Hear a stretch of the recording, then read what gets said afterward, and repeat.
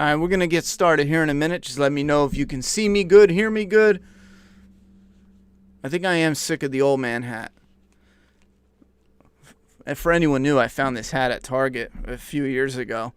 And I was joking with my daughter, and I put it on, and it was so comfortable, but it's so ugly. But it was comfy as shit, but I'm getting a little sick of it. I'm like, yeah, I don't like the old man hat. I guess because I'm becoming an old man, so now I'm like, it's no longer funny. Anyway, let me know if you can see me good, hear me good. I got to put this up a touch so I can hear myself good. My life is now complete. I'm going to do a little intro, and then we'll get into what's going on here. If you're totally new here, I am the writer and creator of Doomsday Kingdom. I do have a physical copy that's right here. We put up a few issues on our own website, doomsdaykingdom.com, at the end of 2017. And then in 2020, we went live with a campaign on Indiegogo to fund the first volume, 128 quality printed pages on premium paper of issues 1 through 5 collected in one volume. It's a big beefy bitch, and it's still up for sale on Indiegogo. We got 2 boxes left, and then it will not go to reprint with the special blood splatter. Anyhow, I told you guys when we got when we had the successful Indiegogo campaign, we do like an open live stream. Now, for a while, I've been pushing it back for a number of reasons, but one reason is I was having a hard time figuring out the best way to do it, because we mentioned doing this a while ago, but we also already did something similar to this, a video series covering the issues in a writer and an art commentary. So I think there's like 6 videos already where I did a full like 30, 40 minutes, 50 minutes writer commentary for issues 1, 2, and 3, I think. We're still going to do that for the rest of, I think we have issues 4 and 5 to do, just add a little bit more to it. So I didn't want to make this necessarily a repeat of that, so I thought maybe we will scroll through. And at this point in time, if you haven't got the book, obviously there's going to be spoilers. At this point in time, I thought we would do like a recap of going through issues 1 through 5. We'll recap it now, and then by that time more people will be in here and we can discuss anything you guys have to discuss about the comic itself. So I guess it's like a free-for-all, essentially. Corey says, all I need is the physical copy of issue 5, and then I will have every release. Now, with this, I wanted to mainly stay focused on the volume, but I guess we could do a few mini updates. We're doing everything in our power to have issue 6 done, and that's done and released digital really soon, but to release it at the same time as issue 5 in the physical form, that way, like issue 5 is ready to roll in physical form right now. However, soon we're going to be saying, hey guys, issue 6 is ready to roll in physical form. You know, not right now, but soon. So instead of charging us twice for shipping, I thought, let's just hold off on shipping issue 5, and we'll do, or I should say putting it up for sale, and we'll do an issue 5 and 6 on the website and for sale at the same time. So soon we're going to release issue 6 for the very first time. That's our brand new issue on doomsdaykingdom.com. We're going to release it digitally, and then we'll release it probably like the next week or a few days later. We'll start putting it up for sale for physical limited batches. We're going to sell 100 copies at a time. That's going to roll into our new plan of keeping consistent stock. So when you guys show up, that's something we've been working behind the scenes to get a consistent flow. And we're running into, there's a lot of technical problems. Like, for example, I guess the stuff going on with Brexit, I don't know how that factors into what's going on with the international shipping. But before, we used to ship small boxes. It cost $70 to ship it to the UK. The artist would sign them. I think there's about 50 copies. The artist would sign them, and then he would send them back. Now, this is for our special signature series. We hit a little problem, though, with Brexit. It was $70 to the UK and then 60 back to the US, and then I would ship them. We hit a little problem. Now the UK requires us to pay a tax, everybody, for shipping anything to the UK, even if it's small stuff. And I'm trying to look into the fine print to see how we can get around that.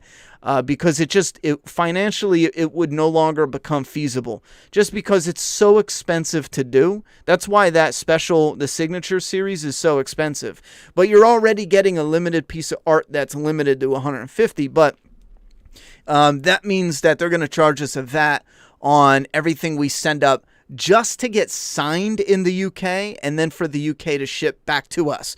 So the UK is not keeping it. It's not going up for sale in the UK. We're just literally signing it to somebody who lives there. We're sending it so they can sign it and ship it back. You know what I mean? When is Volume 1 coming to eBay? To be honest, it should have already, or it could have already been on eBay. That's one thing I have on my to-do list that I can do at any moment in time. At this point in time, we've put it on Indiegogo for so long. I don't think anybody would really care or be mad if we threw it. Now, it will not be cheaper. We won't do that to Indiegogo people. It wouldn't even make sense, though, because for the price we're charging is a hell of a steal if you compare it to not just other indies, but if you compare it to the big boys. Like DC and Marvel, they probably pay a couple bucks to print their volumes because they're printing hundreds of thousands. You know what I'm saying? So for us, it costs us, I forget the total, but we're talking like 15 to 16 just to print this. You know what I'm saying? Like, I got to look at the numbers again, but that's for us just to print them, whatever the cost is. But you get the book, you get 5 posters, you get the bookmarks, you get a trading card, you get all that for $30. You know what I'm saying? DC and Marvel, they charge $20 on average for their trades, and they probably only pay $2, per trade to make the damn things. So for the price you're getting, they will go on eBay for the same price, if not more. I think we agreed on a $50 tag. So, and I felt bad about that. So I'm still going to figure it out. Yeah, you sent me a thing on Instagram. I tried to, I think I did message you back. Because I'll be as transparent as hell. For a few people that were like, yeah, I want to order it through, I can't go through for whatever reason Indiegogo, but I wanted to do it through PayPal. For a handful of people, I was going to say, just us here, I was going to be like, we'll send the $40 through the thing and we'll ship it on, because it's going on PayPal, it's going on eBay for $50, but we'll see, because maybe we can work something out so that way you don't have to pay too much more, because that was always the pitch from the beginning. That way, it has some sort of reward, or you know what I mean, that reward thing for the people that do support it, because that's why people do come out and support it big. If it was as easy to get and as chill later on, if there's no limits, then obviously people can be like, well, there's no sense in doing it now. I'll do it whenever. And that's where projects really start to have a lot of problems, where and that's why you see a lot of artists and a lot of creative work do limited stuff. And I hate limited shit. Like, there's an artist that makes this incredible artwork that they're really slim paintings. He did Scream and Halloween and Jason, and I was like, bro, like 2 weeks ago, I'm like, bro, I'm buying the Scream one, the Terrifier, and the Jason. I jumped on his website, and it's like, you have to wake up and set your alarm for like this specific time, and if you're working or busy and you miss it, oh well, they sell out that. And I was, instead of buying like just whatever's left, I bought nothing, because I wanted to have the setup where the art matched with what I'm collecting. So I understand people that aren't into the limited shit. I get a little pissy with it too, because it's like, I'd rather give you nothing than than buy one out of the 4 or 5 things that I actually want. You know what I'm saying? Anyhow, hey, Princess Pie, how you doing? Red Outlaw said, I sent you one last night, waiting for a response. If you're the same person I talked to last week, was it? Or 2 weeks ago? I already sent you a response. But if you're new, someone new that sent me a response, let me check.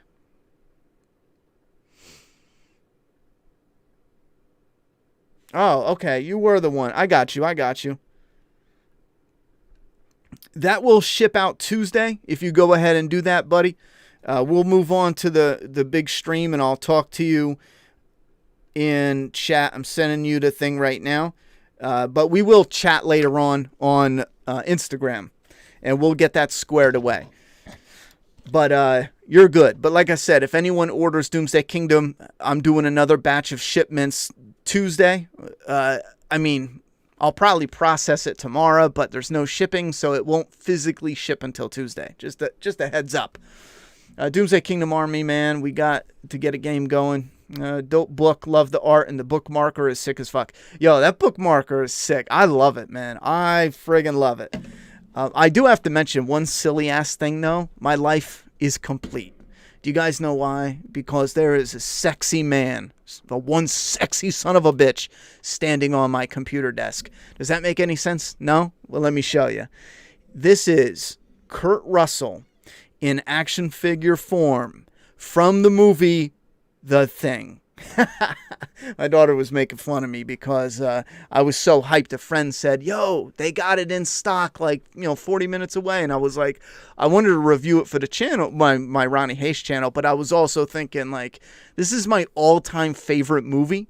And I always wanted something from the movie.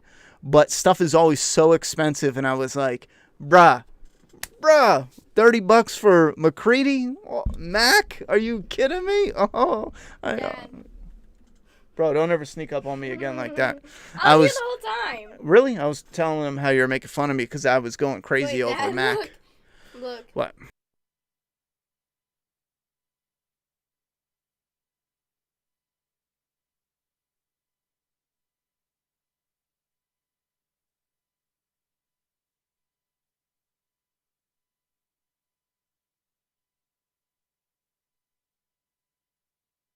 All right.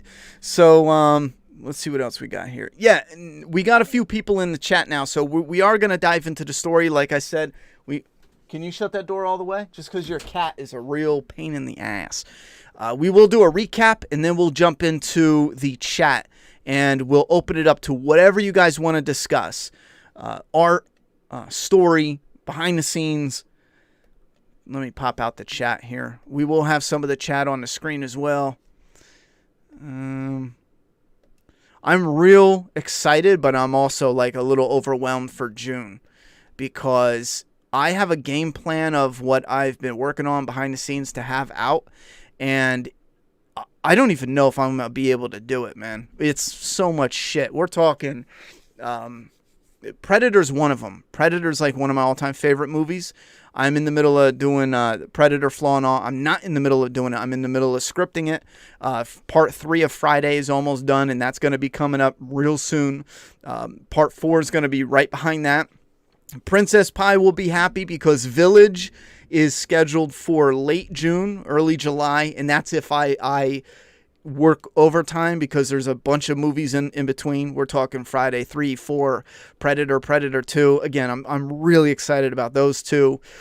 Friday 5, Village, Friday 6. There was something else I'm missing. I'll figure it out later. Anyhow, but I've been working on a bunch of small different things, but Doomsday Kingdom related, and then we'll get into the recap. Just to let you guys know, issue 6 we already talked about. Issue 5 and 6 will be released soon, in physical form. You can order on the website, and then we'll be getting into issue 6 digital. However, I was debating on, I don't know, this is going to be rough. But James has been working on some of the assets for a Doomsday Kingdom video game. And we'll show you an example now. Again, it is an example. It is unfinished. It is of a character design. He's doing the one character so we can put him into the game when we can. It's the look of him. But he's also testing with the software. Now, keep in mind, the actual facial appearance is not complete. It's not finished because it's not an exact look of how the Tristan character will look. There's some things with the lips and some whatever to tweak, but it's in the works. But here is one of your first looks of the rider here. Let me see. Oh my God, this one's so cool too. Let me just show you this. Fucking zombie. Kind of look like James though. Minus the zombie look to the face. So we've got. He's working in ZBrush to get some of that. So here is a Tristan character.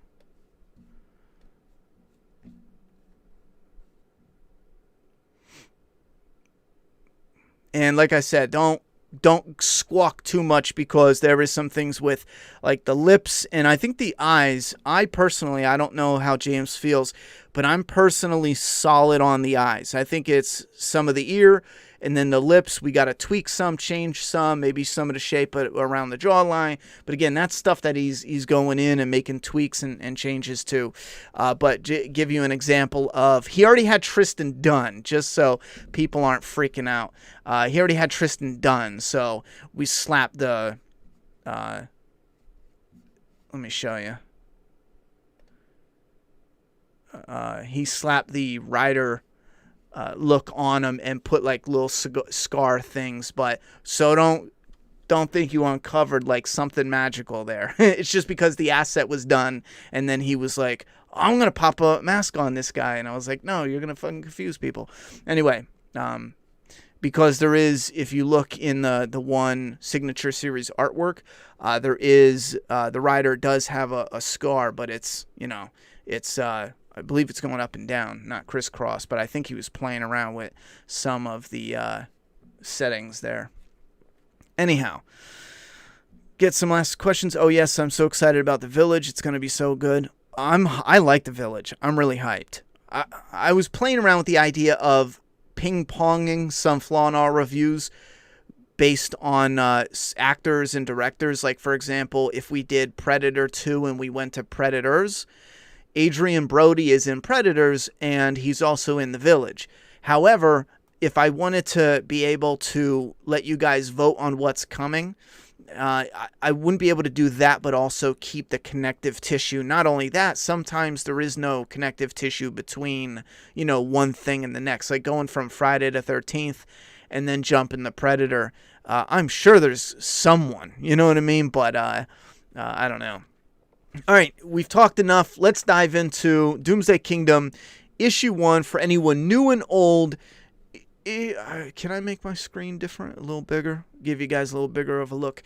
Issue 1 kicks off essentially with a black screen, but because there's a comic, it's a comic and we don't want to waste any space. You get the black behind here. This is a POV of the rider, and that's why you got black with the words. So it essentially opens up with him captured, and the people who captured him are cleaning his wounds, and then it flashes to them talking. So the dialogue is them talking in present day, but it flashes back about an hour, and it shows the rider showing up with the prisoner to what's called the feeding post. But also there's this decrepit house there. So this is like one of the main set pieces. A lot jumps off from this, and it's the house. I guess we could just call it the house, because this is really, they're in a lot of houses eventually, but this is really one that kicks the story off at two different points in time. In the past, in a certain way, and we're going to get to that in this video. It's not like a secret for later, but it kicks the story off in the past and then in the present, and it takes it in a new direction that I think would be interesting if you're continuing to read it. So you see the house, and then you see the feeding post.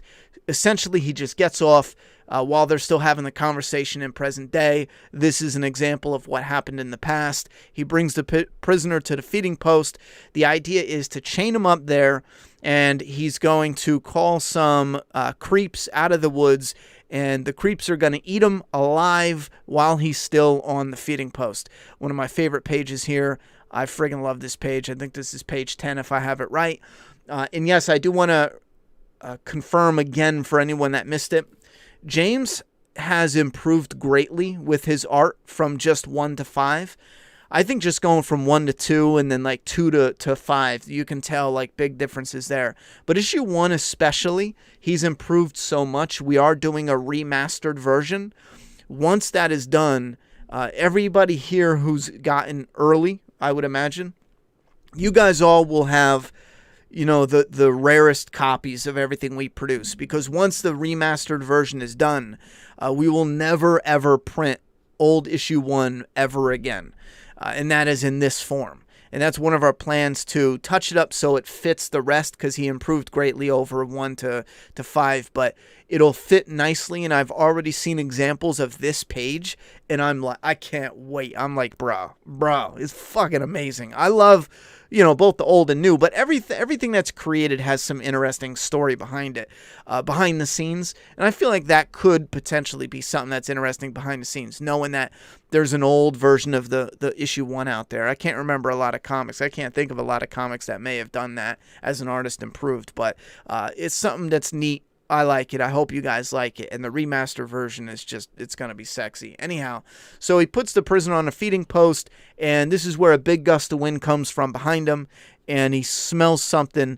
I did skip it here. A lot of people, not a lot, I had a couple people mention, like, bro, I love how some comics and some story really zoom in on things, and this is what I hate as well. The person standing in the woods is so tiny, you have to actually look for it. And I love little details like that, especially in a printed comic. This little shadow is tiny. So there is somebody watching from the woods, and that's the person the writer is talking to in present day. But then he gets a big gust of wind, and he smells death, and that's another theme that plays out. And by the end of the volume, you see why most of them wear masks. But so he gets this overwhelming stench of death, and he turns around behind him, and he just sees the house, and you get a little idea of a rope here, or a little visual of a rope here. It is a really thrown together kind of distraction trap. Door opens. There's some people waiting to jump out behind the house. They pull the door opens, and then some creeps come out from the woods down a way. They spring the trap into action and just send arrows flying his way. And I'm actually pretty excited to get these pages kind of tweaked a little, get a little more dynamic look to the arrows hitting, because it's a really cool, in theory. He kind of is utilizing 2 of the creeps as he puts his knife up and ducks in a way, so the creeps are kind of overhead, and as the arrows come down, they go into the creeps and protect him, use him as a shield, so to speak. So he fights off these creeps. Someone comes from around the back of the building. He shoots this guy. Now, we just call these guys the Skull Men, just because when they're introduced, you don't want to give them official names, because it doesn't make any sense. He doesn't know who these guys are, so we got to come up with nicknames to say, well, those are just the Skull Men, because we don't know who they are yet, and it would be kind of silly if I start saying, oh, this is Steve, and you're like, who the fuck is Steve? So the Skull Men are all unique in a way where their group has these really big teeth skull half masks. Some of the newer recruits have the small teeth. That's why you see these guys have the small teeth in there. That's a little backstory thing, though, behind the scenes. What's interesting is, originally in the script, they're all supposed to have the big teeth. I'll even pull up a little reference image. They were all supposed to have big teeth at all times. And I remember James did the rough on this. And I remember when we had our conversation, we were talking about a number of different things. And I did mention, they have to be bigger. The teeth have to be bigger because they all wear the same mask. And there's a few differences with the leaders. Where's my reference file? Where's the Skullmen?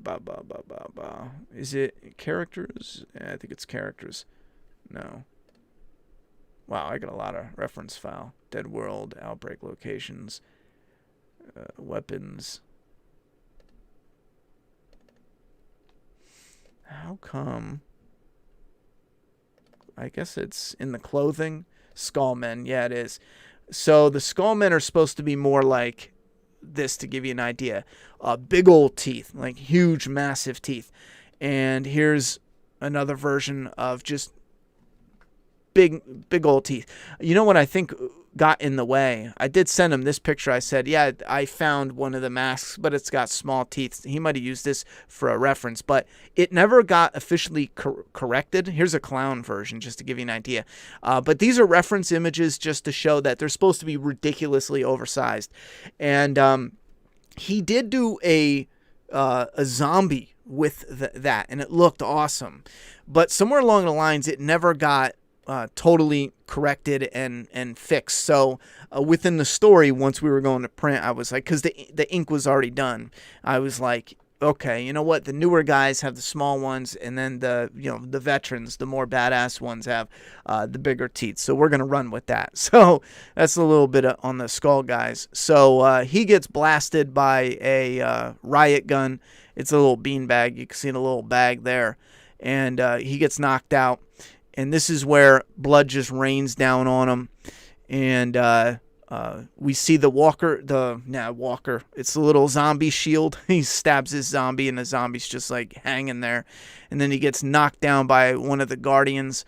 And I love this panel here. I have this original page. Friggin' love that artwork.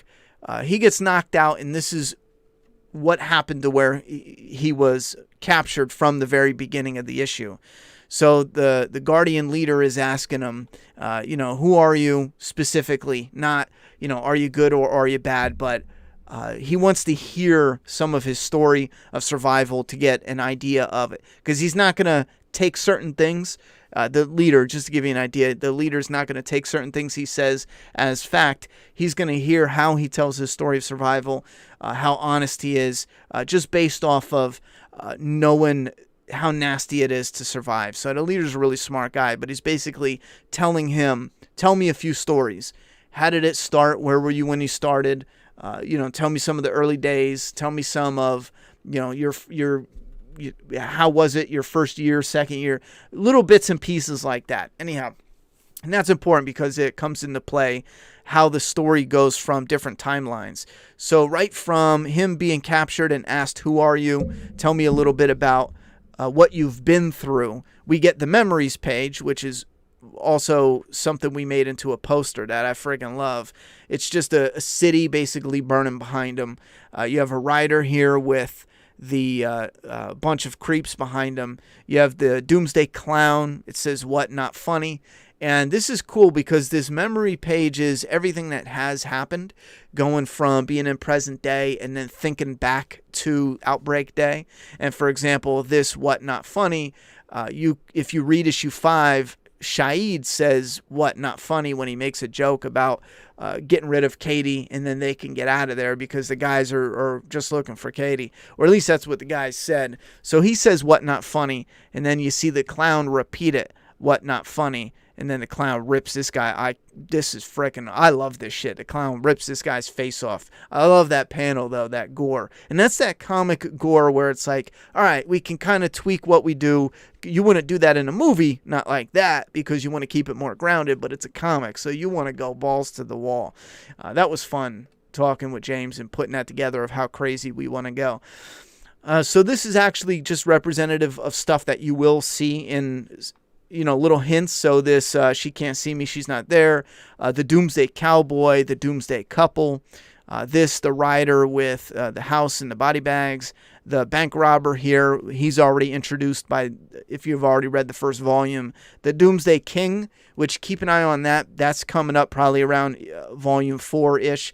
The Doomsday King is one of those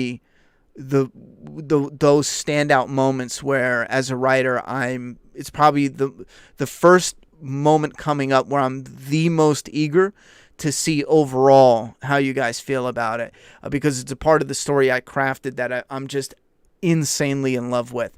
And then we got some creeps down here. But anyway, then it flashes back. So it goes from the rider's captured, who are you? I want to know more about you. And then it goes back to Outbreak Day. And we have Tristan, Rebel, Chrissy, and Lazaro. There's brother and sister here, and then best friends here, and they're out for a 4th of July. Now, they're just talking about things that are going on in the news that's a little bit weird. Some of it does, in fact, connect with the overall story that's going to take place during that outbreak or be a part of the outbreak.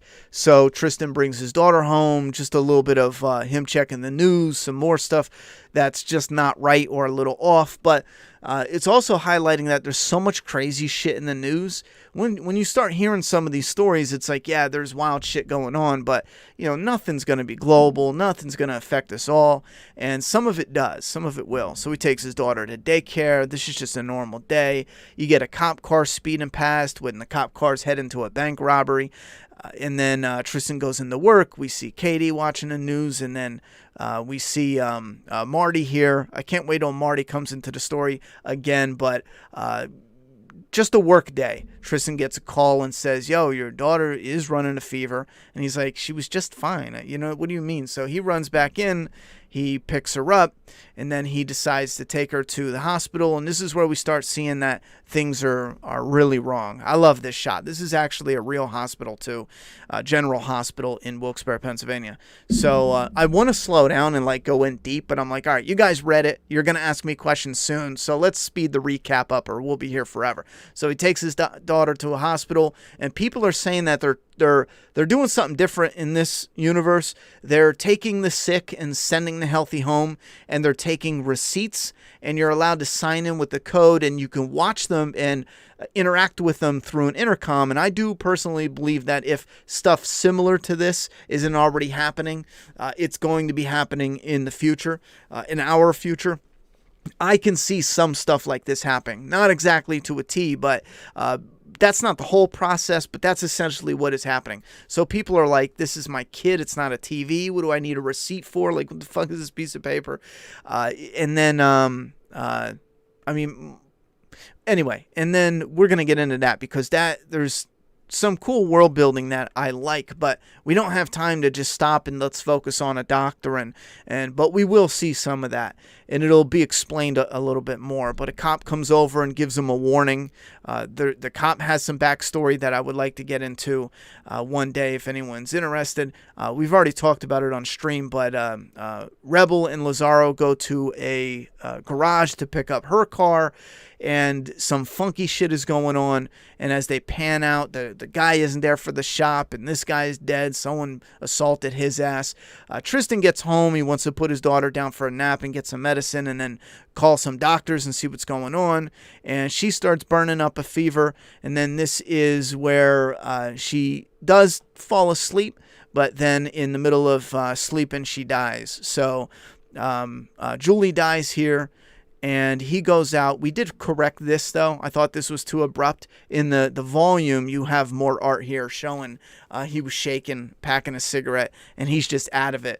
So his next-door neighbor hears the phone ringing, and it's a weeper now. No, we call the zombies stage 2 the creepers, and this is a weeper, a stage 1. And as Tristan walks inside, the weeper's hearing that phone ringing, so he starts following them in. You have this little shadow there, and the stage 1 weeper will repeat things that's been said, that he heard. So the last thing he heard was his wife screaming, "Help me," before he killed her. So because the last thing he heard was "help me," that's what he's repeating, "help me." It's kind of like their brain is broken. They're overheated some. Their hearts still beat. It's the stage 1 where let's say the brain is totally gone, and I consider it like being the brain is hijacked or hacked or whatever. The brain is gone, irreversible, done, but they still have everything else in a human body. Your heart beats, your lungs breathe. It's the first stage of what you would consider leading into the classic zombie for this here. So that's why it's not a zombie technically that talks. It is a first stage. So he goes on to attack Tristan.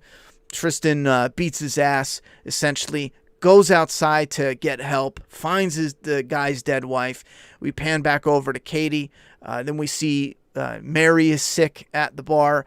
David here, which became a fan favorite just because of his looks. We go back to Tristan, and he's essentially saying goodbye. And then we go back to Katie. Things start picking up a bit. They're talking about now the whole town, something's going on. He goes in to take a piss. This guy shits himself. Now, this guy's a weeper, again, a stage 1. I'll answer any questions again afterwards, but this guy shits himself. Now, the weepers start to break down. They get these fevers. They run hot. They get dazed. They get a bit out of it. This guy shits himself standing up. There's another scene coming up I think I talked about where a guy shits himself and he's walking just, knocking into things in a grocery store, leaving a trail of shit. Some of it just gets nasty. And again, it is tied into the sickness, but so that is a weeper there. And it's a way I felt to give us zombies that eventually are a little more dangerous and faster, but it's explained a little better just because, or not a little better, but a little easier for those who don't like completely dead zombies to move fast. The stage 1s still have lungs and hearts and they breathe, but their mind is totally gone. So they hunt, they stalk, they'll run, they'll repeat what they hear. So anyway, back at the restaurant, shit's hitting the fan, phones are beeping up, and on the phone is a local county alert giving citizens a list of instructions and this health crisis that's popping off. Now, that cop car that went by before was heading to this bank robbery, and the robbers end up getting sidetracked. Their getaway got a little screwed up, so they enter the restaurant, and that's where Katie's going to go for help. She tells David, we got to go out the back door, get Mary, let's roll. But the back door is blocked up, so he goes to get Mary. Mary, again, she's a weeper now. She was showing some of the symptoms. He says, Mary, are you okay? And then she just repeats what he says. Are you okay? And then, but you got to do it in like a creepy voice. I think in a little movie, I think that scene would have been real creepy, or at least I hope it could have been done real creepy. She cuts his throat, and we go back to Shahid showing up and checking in on Tristan. They're making a game plan. Something's off. They're going to get with family and work through this all together with family. But Tristan's main focus is he needs to get to his sister and tell her that Julie just died, because that's not something he's going to just text or call. Like, his main focus is real personal. He's going to his sister. That's his closest family and his best friend, and he needs to speak with her. So Katie is like coming to tell Mary and David what's popping off, and she finds Mary drinking his blood. And that's another big thing. You can kind of look at these as like zombie, vampires in a way. Drinking the blood. The blood is so very vital and important. They drink the blood. They will eat. They will, they'll still do zombie shit and eat somebody, But in this way, I think it's a bit of a positive correction, because they're after the blood, and it makes it so they're not eating people completely. Imagine if you get a horde of zombies and they're just running into survivors. They're going to chew the survivor up to like next to nothing, especially if it's a horde. So you're going to have a lot of just like mostly chewed up people. This way you get some chewed up people. But again, it makes it a little bit different. And I think it falls in that line where I find it a little more interesting, but it does stay true to the zombie genre. So Tristan stops to get gas. He gets carjacked, and then he says, screw it. He pops some painkillers and gets a drink, ends up passing out on the steps. A DART truck goes by. DART is the Disaster Aid Recovery Tactician. Those are imagine FEMA of in our world. However, they have a little more authority. They're considered like medical police. Like, they'll help during disasters and riots and yada, yada, yada. But they're also armed for shit like that, because in this world, they had shit pop off where they needed medical but also policing at the same time. And it was too dangerous sending in medical. They would have to clear it with police, but when they're clearing it with police, they would also then, people would be dying because yada, yada, yada. So this is kind of one of those special disaster units in this world. Anyhow, so Tristan's going to continue, now that he got carjacked, he's continuing to his sister's house, but he's going to stop by his locker at work, and he ends up seeing a mess. And then this skips a little bit of what happened with Katie, because it's just a little more interesting finding out what happened to her, and then because we have limited time in the comic, and then we'll go back and eventually see what happens to Katie. So he finds her freezing, and I really did love this. This was the cliffhanger of issue 3. She's so cold, she's about to tell him no. He's going to go out into the other room because he heard a noise. You got this creepy guy just hanging around in this party room. You have some beds and some cots in there. That's where some sick people were chilling out. She finally gets to scream no after being so cold. Maybe it's a little over dramatic, but it works in a comic book, I feel. And I think it could even work in a live action scenario, but for a comic it worked. She's so cold she can't speak, and then when she does, she hollers and he walks into just hell. A nightmare. This is one of my favorite zombies, Mary. Oh my god, I freaking love her. So that ends issue 3, and we dive right back into it, or we pick it up in issue 4, where Tristan is like, all right, Katie, get up, we gotta go. And he gets tackled from a Weeper that's in the other room. Now, this Weeper is a little more, maybe you could say the virus is affecting him a little more. His veins are starting to pop out. Most Weepers, you won't see that, so we're trying to clean it up some, so maybe we'll have more consistent look, so you're not so confused. That way it's easier to check them out.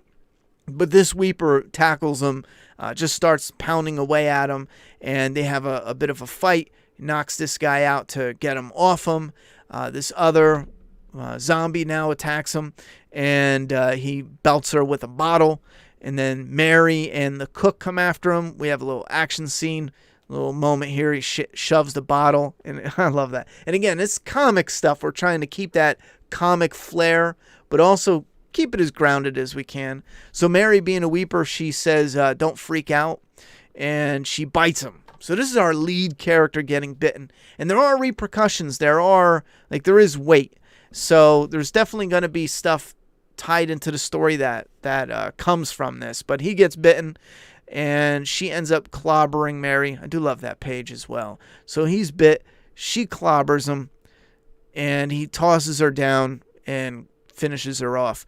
They get in the break room. He gets his gun from his locker. That's why, after being carjacked, he's like, fuck this. He grabs his gun, and the gun was in the locker because his ex-wife, her late wife, I should say, late fiance, didn't want the gun in the house. So that's why it's at the locker. So then we see the zombie version of Mullet Man drinking a cat. Just going nuts. I think that was in the story because I had just got my daughter a cat and I was frustrated. So I killed cats in the comic. Anyhow, so they run away from him and they see the city now is just gone to shit. Now, the interesting thing here is there's an outbreak popping off, but it's not, I didn't want to make it like most zombie stuff where it's an outbreak and it's instant. In issue 6 and 7, you're going to see where the outbreak goes from 20% to 80%, just as an example. And it's something I thought was a little more interesting. As a zombie fan, I felt it would be a little more interesting where most people are infected, but it's not full blown yet. You know, the fevers are killing them out, but they're not returning yet. So you have a lot of dead people, a lot of fevers just killing people out, but they haven't returned yet, and they will be returning in 6 and 7, and that's where the city really just goes nuts. Anyhow, so they're going to now walk to Lazaro's and Rebels, his sister. They're neighbors. So they start walking, and a body just falls out of nowhere from a roof. And this shows that there's some really nasty shit going on. She tries to pull him away. Somebody's watching them from an alleyway. This is a character we will see later. So this is that part of the story writing that I really enjoy as a fan. Knowing that we have a scene here where we want to know where that body came from and what's going on with it. Finding out through the eyes of this shadow person, for example, if it plays out like that, we'll be able to find this out, but not through Tristan and Katie. It'll be through this individual or someone else, but we'll see this moment from a different angle, and there will be a reason and how it connects that will be somewhat interesting, I hope. So they find someone who's a good person, giving out water, we see one of my favorite pages. This is a real bridge. It takes place in the city that this takes place in. It is Market Street in Wilkes-Barre, Pennsylvania. They got these big statue eagles, tower, I don't know, pillars. Anyhow, I love this look of the bridge here. So they cross the bridge. Some people are being assholes. It starts raining. And this is where they find bodies hanging from the trees. And they take a moment to understand that something's not right. I mean, something a little too similar with all the bodies. This scene might play a little different the more and more in our time. It's not supposed to have any implications. It's not telling us anything of our time. It's just people now are addicted to race and racism that I don't know. Some people might read this and think I'm trying to say something about what we're going through, and no, not even close. It's a moment that's happening in this world and in this universe. Unfortunately, some people will just pull something from it with what's going on in our day and age, but it doesn't. So don't let it distract you from that. So they see a street just lined up with bodies, and they decide to get off the street. This girl knocks on the window, this little girl here, and just tells them to run. So they just haul ass. But the people hanging the bodies end up pulling someone from a little alleyway, and they're close enough to Shahid's. So they get his spare key. They get inside Shahid's, and they find him just tying chicks up. However, there is a reason for his madness. He starts explaining that two girls show up to get pills, and one is a weeper and one is a creeper. Now, when they show up, they're fine, but one is bitten and one has a fever. And he'll go on to explain that the one is dead. The one girl is totally dead. The other girl will repeat things, and she'll scream and this, that, and the third, but her heart beats, and it beats fast. So we're trying to give you guys like some puzzle pieces, but I don't want to come right out and have a character say, like a military character or a doctor character or someone who knows what's going on. I don't want them to come out and just spoon feed you. So for some people, it might be a little frustrating, but when you get all the pieces, by the time you read the second volume, you should have a good understanding, especially if you're watching this, I'm basically telling you.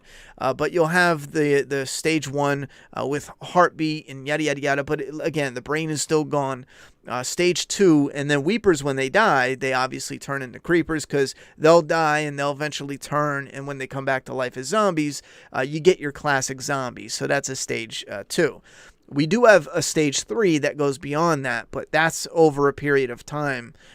There's some development there. But anyhow, so this is where we get a little bit more explanation, where Shahid is like, listen, this one died and she's just out of it, just wants to bite and attack and this, that, and the third. But this one here is different. Her heart's beating and she's, can talk. So this kind of just sets that up. But it also reveals that the one that got bitten turned. So Tristan is like, listen, I need to get to my family and it's emergency because I'm going to turn into a monster. So he says, I have to make it there before I become a monster. So that's where we end issue 4. We go into issue 5, where the people that were hanging people, they did end up seeing them duck into Shahid's house. So they chase them, and they basically just run away from this gang. So the gang chases them into an abandoned building, and they do hear something, and love some of this art. I think issue 5 is where James is really getting his groove and doing some fantastic shit. So Katie wants to break a window to get some light in, and behind her, when the light shines in, there's a clown, the Doomsday clown, just snacking away on his friend. And it was 2 friends, the little bit of backstory, 2 friends doing drugs. They met up. The clown got there first, and his job is a clown. That's why he's in the thing. And we won't go into all the unnecessary details, but it is a specific party clown, not for kids, but there's this whole business around it, and it is his business, but he meets it, went off to the side, his dealer's next door, so it's an abandoned house, they can meet up, and he copped drugs for the both of them. His friend is just a construction worker. By the time his friend showed up, the clown is already, the fever knocked him out, and he's already a weeper now, so he attacks him. And then from this point on, the clown starts stalking them. But the clown disappears. And I thought this was interesting because, again, he's a zombie, but he's a stage 1. So his heart's still going, lungs still going, but he's more of an instinctive animal where he notices there's a loud noise from the gang that burst into the building in the hallway. And he knows that just instinctively there's, more bodies there than what he can handle. So he backs up. He's not aware that Tristan has a gun aimed at him. None of this shit. He's, he's stage 1. He's fried out. Again, more like an animal, think of. So he just backs away. And then Shahid is like, wait, nah. Where the hell did he go? I want to see where he went. So Shahid peeks his little lighter in there, but he's just creeping behind the corner. Again, there's not a lot of really complex thought here. It was just get out of sight, wait, listen, yada, yada, yada.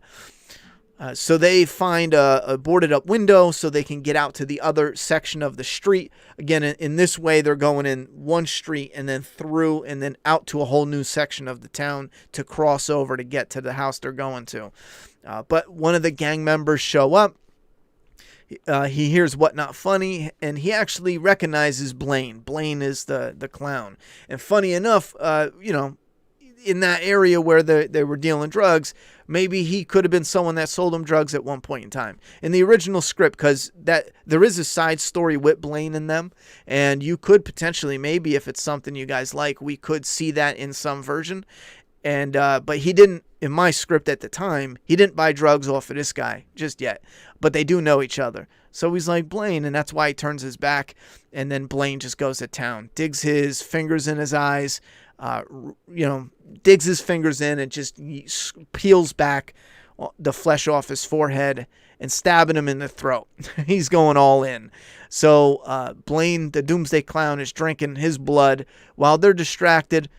He gets snatched up out the window by some of the other gang members. He gets thrown out.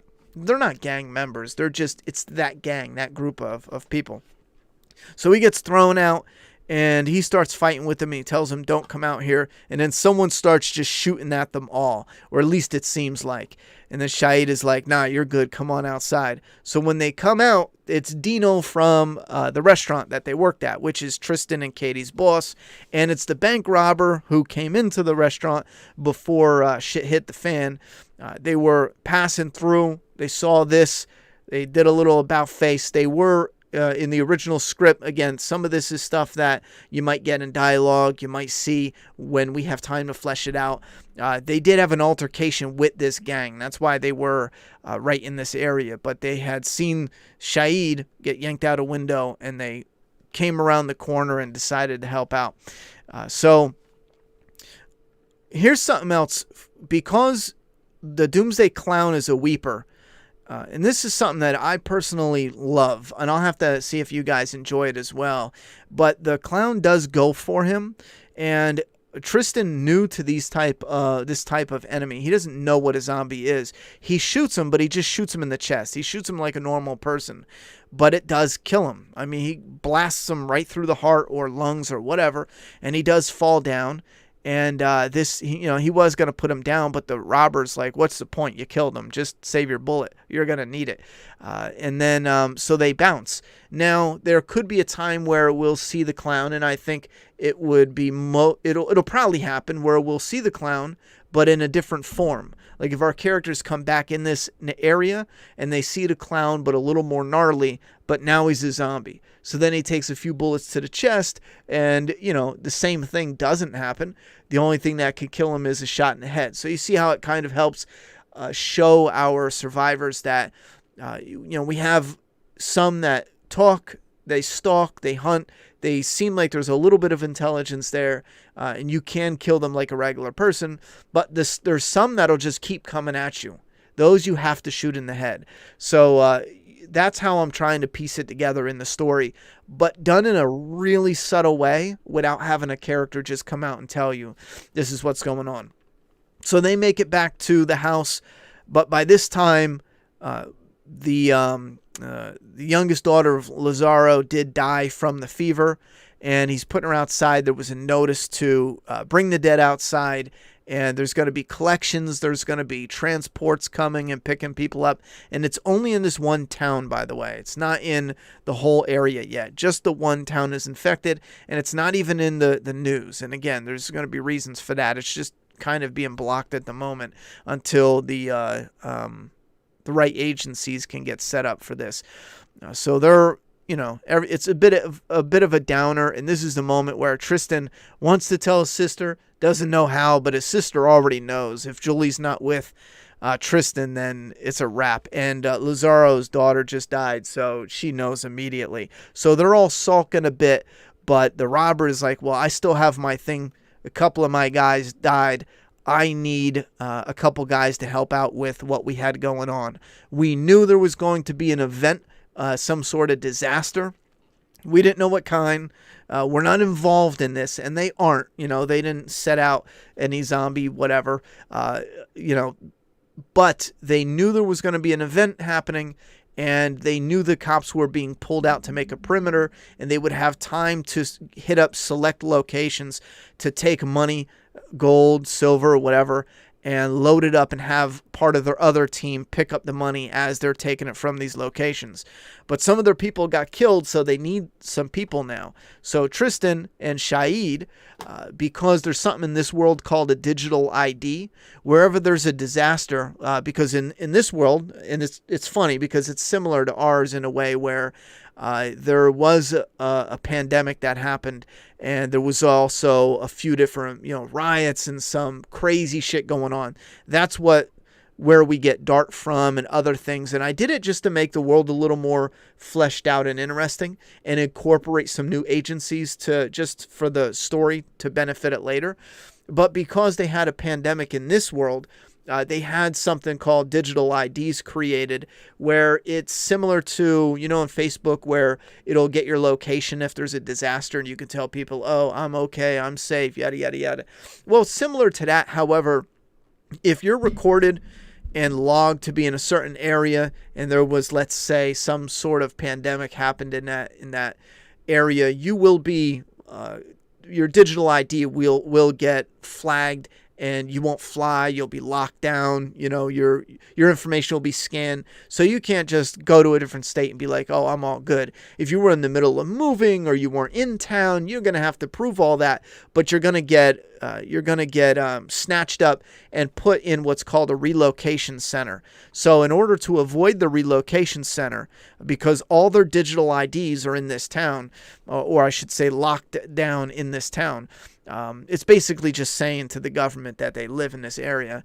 To get out of that, they're going to go ahead and go with the bank robbers to collect some money. That's all they got to do, right? Sounds simple. So when they go to meet up with the other bank robbers, they go to the house. Now, this is the same house from the very beginning of issue 1, where the rider took the prisoner. And again, I mean, it's difficult because I don't want to sound, too cocky, but I absolutely loved finishing off the first volume where they took them to the same house.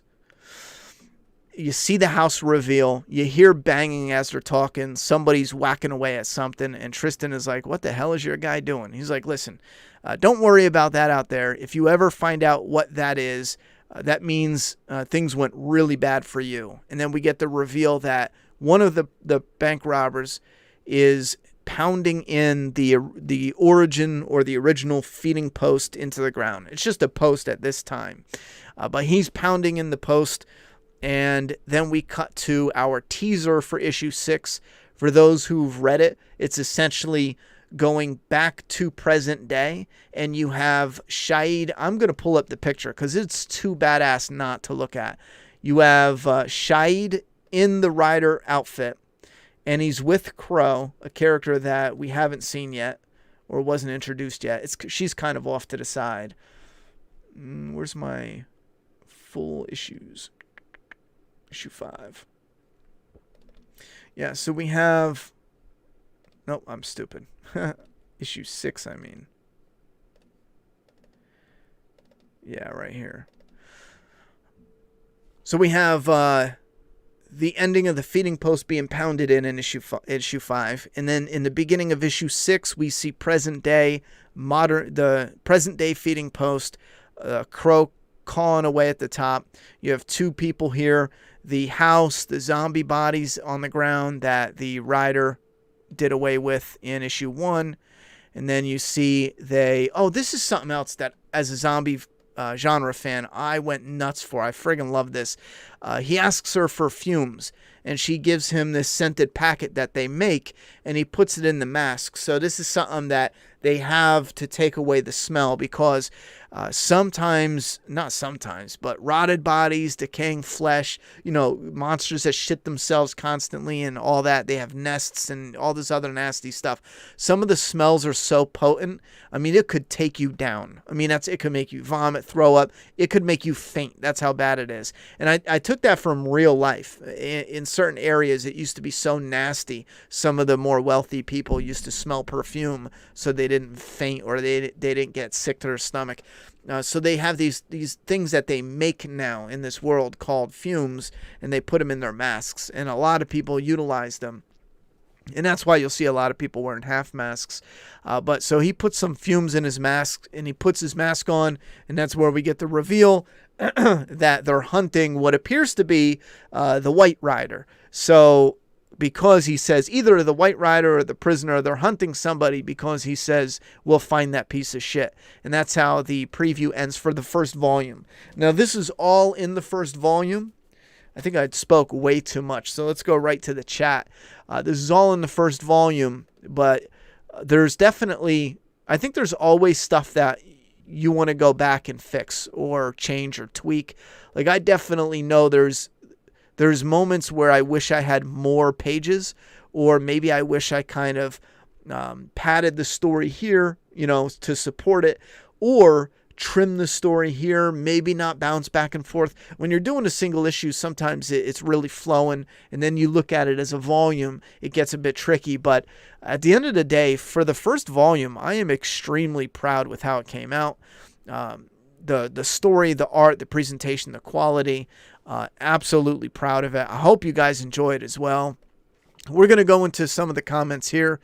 When will the next volume come out? Well, here's the thing is, the next volume will contain issues 6 to 10. 6, 7, 8, 9, and 10.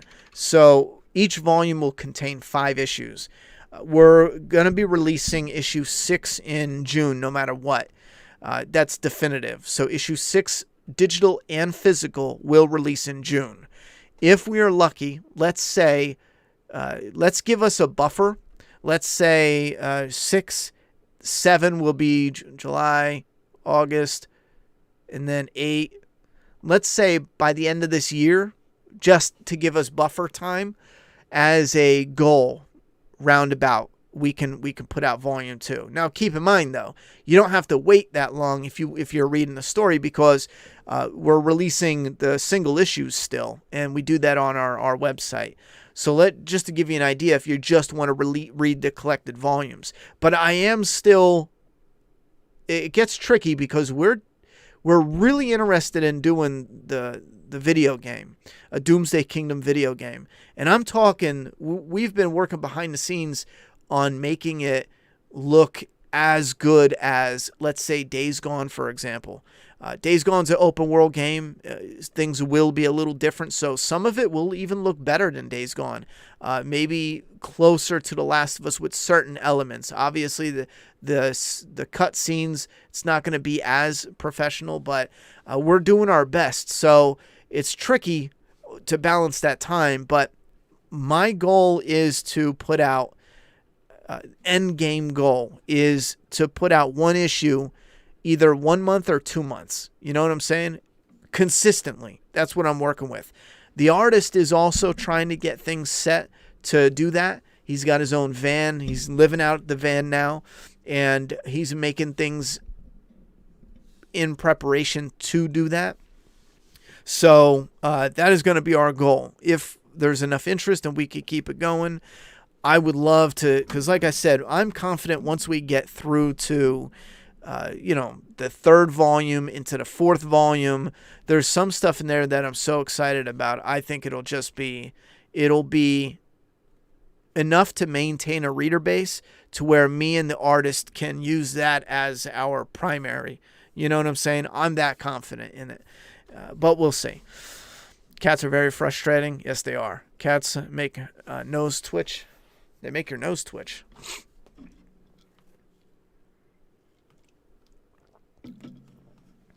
Mego said that sounds cool, thinking they're all dead and out of nowhere millions of bodies wake up and shit goes down.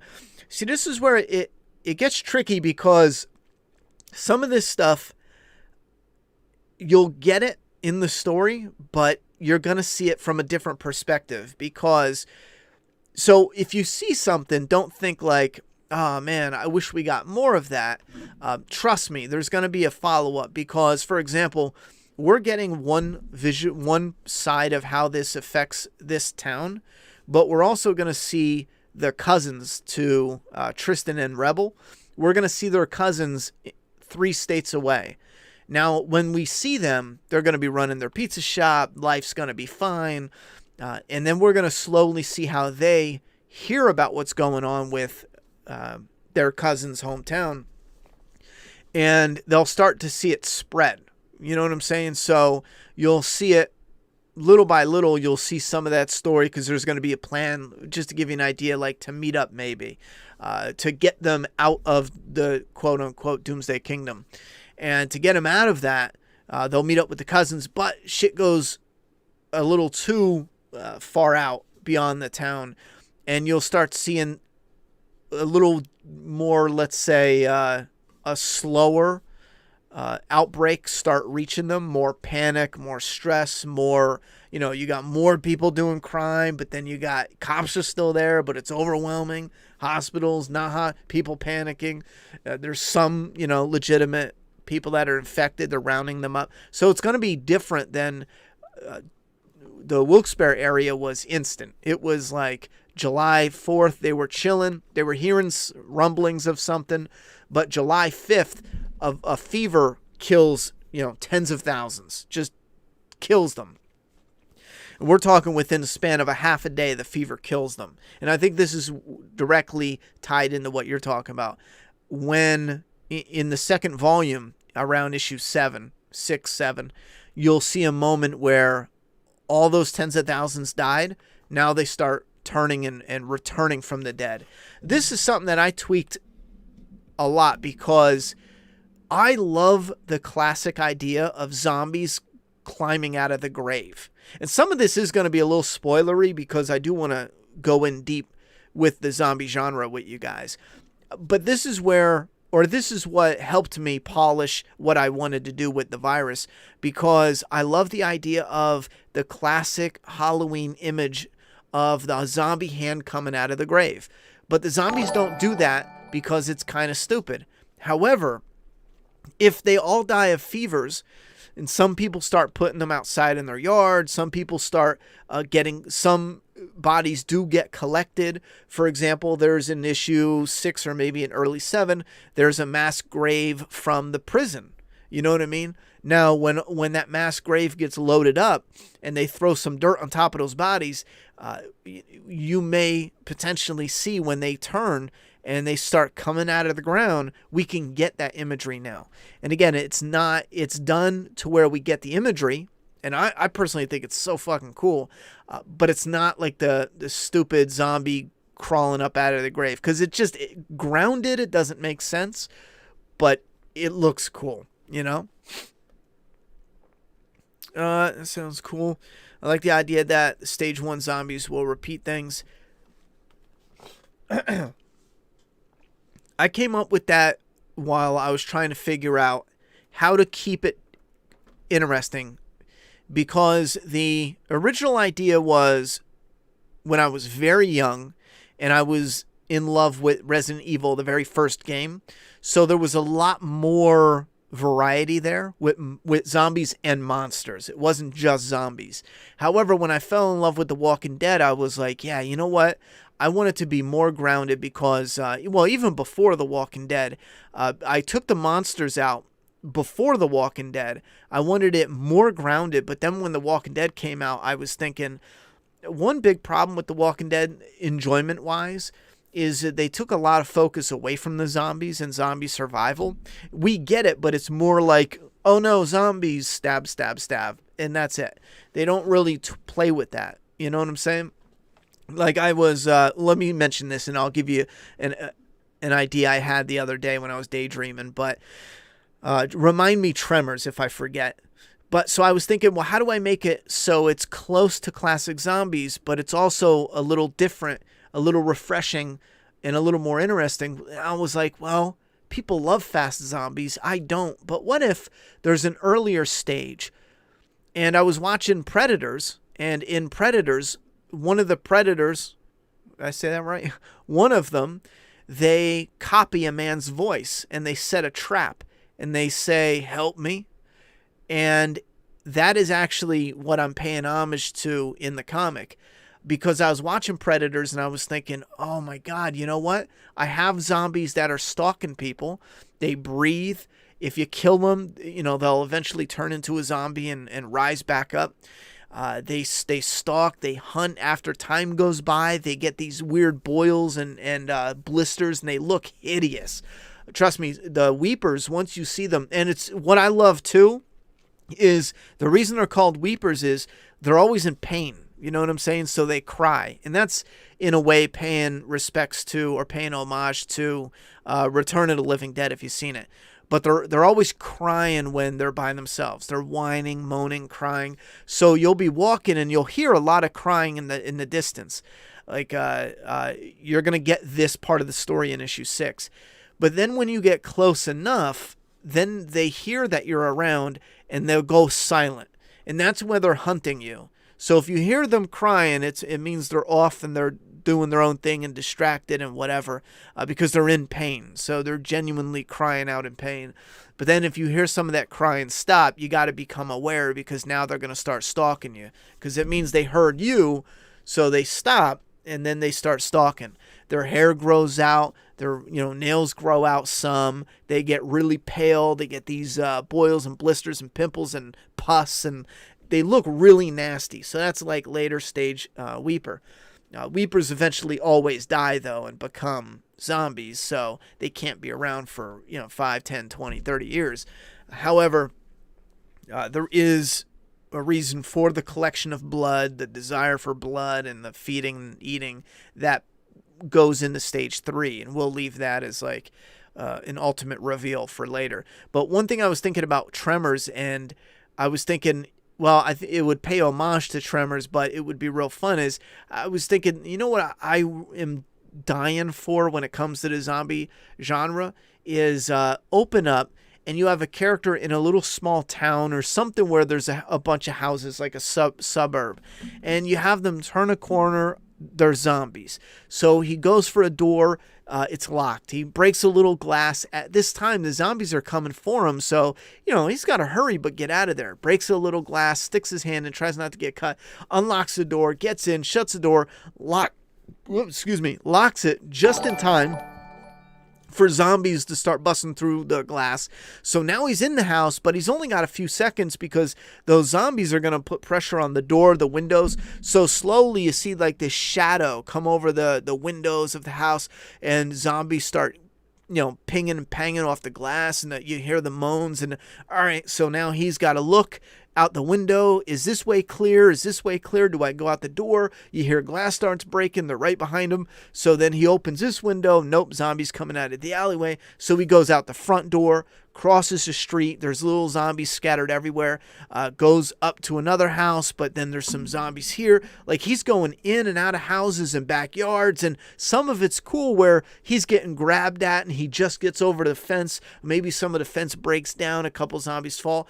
But you do this intertwining through the suburbs, and then he can get stuck on a roof with another person that he got he met back up with, and this is where one of them mentions now zombies are everywhere, and they're on the little roof, and they're building up, and they're screwed because they're trapped there.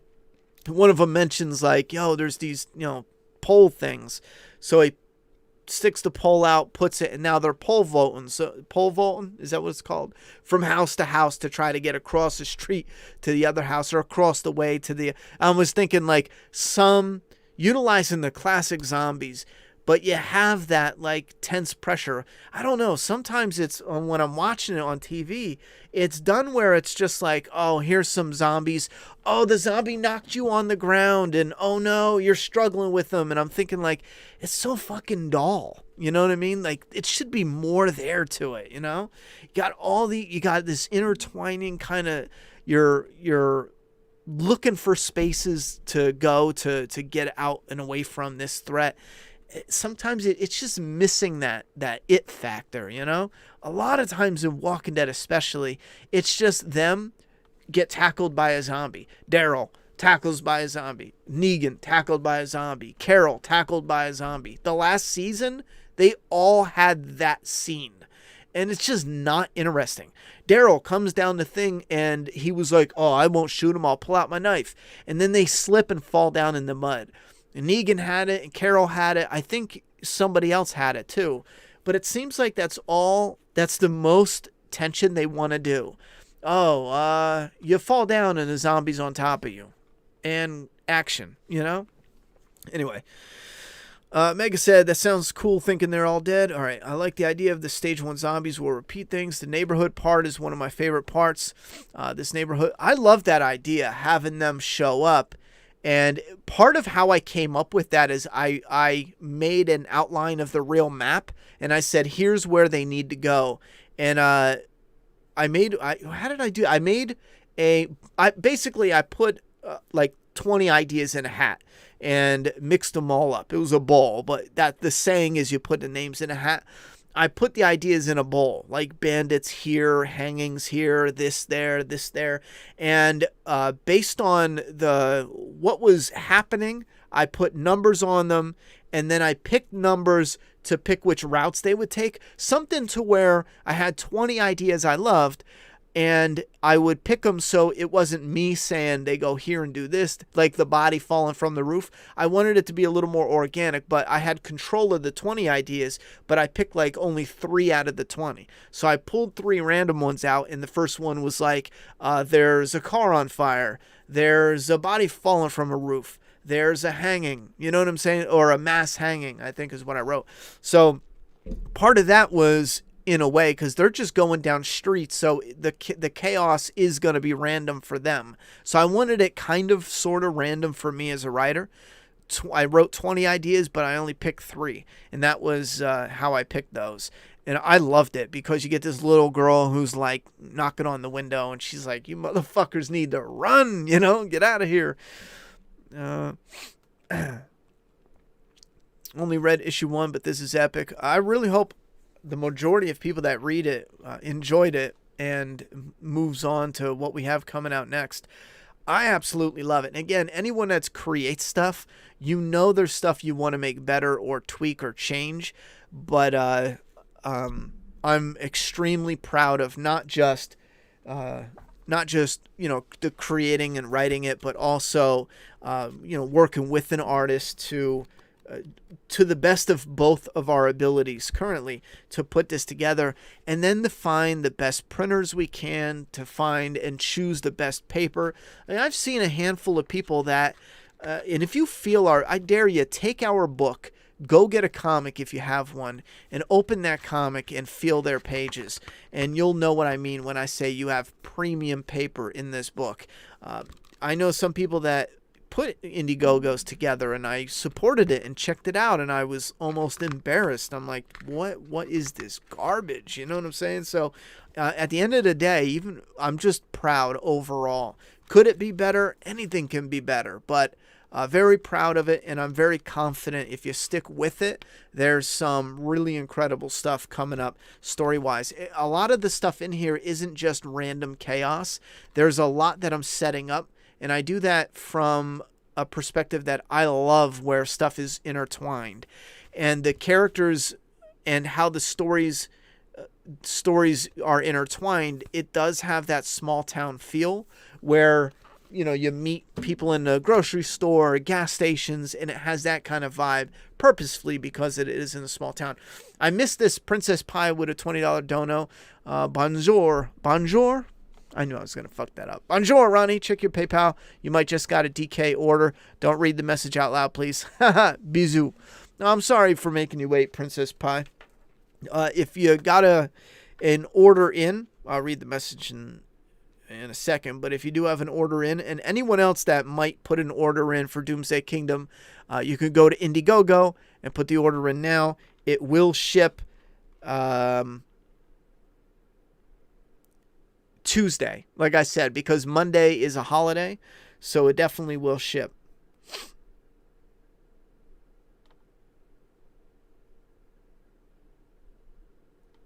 I have to look again. I don't see a message, but I will be... I see it there. Thank you very much for the support. I will be talking to you, though. I'll be sending you a message soon. And I appreciate that. Princess Pie has put a number of people onto the book, and I hope everyone so far is enjoying it. I hate it when zombies, they act like it don't stink. Yeah, that's another thing. Stinking is a very important thing when it comes to the Doomsday Kingdom world. If you go back and watch Jaws, this is where I knew I have it right. When I came up with them having the fumes in their mask, I was excited as a fan of the genre, because I was like, you know what? People would do something like that. And where I felt vindicated, I was rewatching Jaws for like the 100th time. And I dare you, for those who love Jaws, go back and rewatch it. Agent Brody is throwing out the chum, the stinky dead meat or whatever. He's throwing the meat out, and you'll see him. He has a rag on his shoulder. He'll sprinkle something on the rag. I'm pretty sure it's that the you know, like smelling salts type stuff, the liquid stuff. He sprinkles it on the rag and he sniffs it. He's all like, oh, he sprinkles in it, and he, you know, just because he's getting sick, he's getting nauseous. That's when I knew it. And I watched that movie 100 friggin' times, and I never picked up on it. And then I read this story about the old Middle Ages or medieval times, where the rich people used to smell perfume because of the shit and yada, yada, yada. And I was like, I got to do that with the zombie story. It's perfect, you know? That clown is from Rob Zombie's 31 movie. What clown? Clown is going to be an end boss. Clown from Rob Zombie's 31. I figured that clown would be sick. Yeah, we want to make a figure like how they do with the NECA. We want to make figures of Doomsday Kingdom figures. And here's the thing is, it's possible that if we are dedicating our time to it, it's possible that our readership can grow in the next year to where we are starting to work with some comic shops ourselves. We can fund. We're going to make the demo for you guys to play, a little short demo. It's possible to get funded to do a small piece of a game, because we'll have to do the game in pieces. And it's also possible to start putting out action figures and busts. And some of it, I think, would just be incredible. Even like, here's issue 6 cover. Having that as an action figure like this, I think would be freaking awesome. And that's just how Tristan looks for, 3-4 issues. So going back and picking the clown or picking the riders. The rider's going to be our first one that we do. But imagine having the white rider and then having the Shahid rider.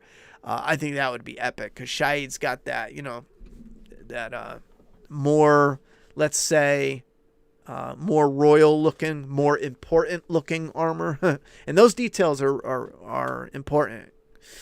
I'll buy a side story of that. My plan, and I hope that doesn't annoy a lot of people, but the reason why there's a lot of side stories, I don't need side stories, but the reason why I know there are side stories is because Doomsday Kingdom was originally structured to be a multimedia story where you got the movie, you got the video game, the comic book, the novel, and each piece would have some of those side stories. Like there'd be a short story of the Doomsday Clown, and it would fill you in. There'd be a short story of the cop. The Doomsday Cowboy was supposed to be the video game. I think there was originally another character that was the video game, but in like 2018, I think, I made up my mind to have the Doomsday Cowboy as the video game character. How long before the Weeper stage moves to the Creeper stage? Well, there has to be two things. One, they have to die. And I guess the second stage is it's not like they're a Weeper and the Weeper turns them into a Creeper. They are either a Weeper until someone kills them, or they're a Weeper until their body shuts down. And that could be, they could be a Weeper for a couple years, but their body could shut down from infections. Their body could shut down from hurting themselves. You know what I'm saying? So they'll become zombies up until the point where their body shuts down. But it's not more than like 3 to 4 to 5 years. I think let's say the 5-year-ish is a cutoff point because they're living really nasty lives. And another thing with the Weepers too is they will go out and eat regular food, not regular food, but like water. They'll go to ponds. They'll, stay near, I don't know. I don't want to get too much into details that will spoil it, but the sun, they stay out of the sun. So on a hot day, you can see a wide open street that has nothing. But in the shade, in all the buildings, there will be Weepers and Creepers and all that nasty shit because they stay out of the sun. That's an important aspect of the story. That's why in the beginning you'll see them coming out of the woods when the rider shows up, because they don't just stand in the sun. They won't go out in the sun. They stay to the shaded, cold, damp areas, and that's Weepers and Creepers. John, the taxi driver, said, I read it 2 times. Hi, yes, sorry. 3rd, read, look, I thought the rider was Tristan, ? Need issue 6. Will reprint issues 1 to 5 be done again? I spread your comic on Fortnite to people. Well, first off, thank you very much to spreading the word. Thank you very much to any and everyone spreading the word. Let me break that down, though. To first thing, I'm not going to say Tristan is the writer, and I'm not going to say Tristan isn't the writer. I'm just not going to mention it. It wasn't supposed to be like a mystery, and it's still not. There's something coming up. And when it happens, I will finally say, okay, all right, guys, the writer stuff and Tristan and yada, yada, yada. Now we can talk about why I just keep it 2 different characters. Because if I just said, like, no matter what I say, it'll be deceptive. You know what I'm saying? Like, it'll be wrong either way. So I have to just kind of say, yeah, they're 2 different characters. If you see Tristan is the writer, that's perfectly fine. As you read the story, that's how you're supposed to perceive it. Because it reads like that. And it's fine, rock on with it. But if you think, oh, something else is up, that's totally fine too. And again, it's really twisted, so I can't just, and I don't want to spoil it, but I can't just say it. But I also don't want to be purposefully a dick and kind of, but you're fine no matter how you look at it. But I guess the last thing I'll say is, is Tristan a writer or not is kind of like going to be irrelevant when we get to a certain point, I guess. I guess that's more confusing. You'll see soon enough. We just need to make it to like volume 4 and we'll be able to openly discuss a little bit more about that. Like Last of Us or God of War style. The video game will not be like God of War just because it's more button mashing. It'll be more like Days Gone with Last of Us, It'll have I think it'll have a more interactive fighting mechanic like Days Gone, but it'll be more linear and polished to the best of our ability. They have millions and millions of dollars for. They have a ton of money for Last of Us 2.